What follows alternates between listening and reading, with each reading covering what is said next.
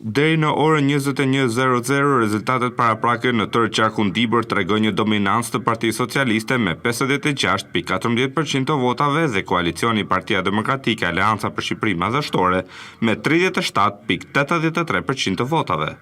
Partia të tjera si Partia Social-Demokrate dhe Nisma Shqipëria B gjithashtu ka marrë një përqindje të konsiderueshme të votave, por pa u përkthyer në mandate.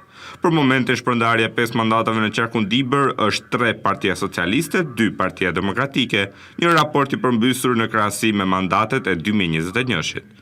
Sipas këtij projeksioni paraprak deputetët e listave të sigurta nga Partia Socialiste dhe Partia Demokratike e kanë të siguruar nga një ulse në parlamentin e ri. Bëhet fjalë për deputetët Blendi Klosi dhe Alma Selami nga Partia Socialiste, duke përfshirë këtu edhe një kandidat nga lista e hapur e kësaj force politike, që mbetet për t'u parë në ditët në vijim.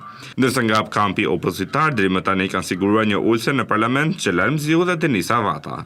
Procesi zgjedhor në qarkun Dibër është monitoruar nga vëzhgues të brendshëm dhe ndërkombëtar, të cilët kanë vlerësuar pozitivisht organizimin dhe zhvillimin e votimeve dhe të numërimit të votave. Ata kanë theksuar rëndësinë e vazhdimit të këtij procesi në mënyrë transparente dhe të drejtë për të garantuar besimin e qytetarëve në rezultatet përfundimtare. Ndërsa procesi numërimi të votave vazhdon, pritet që rezultatet përfundimtare të shpallet në ditët në vijim. Qytetarët e qarkut Dibër dhe të gjithë Shqipërisë janë në pritje të këtyre rezultateve, të cilat do të përcaktojnë përfaqësimin e tyre në kuvendin e ardhshëm.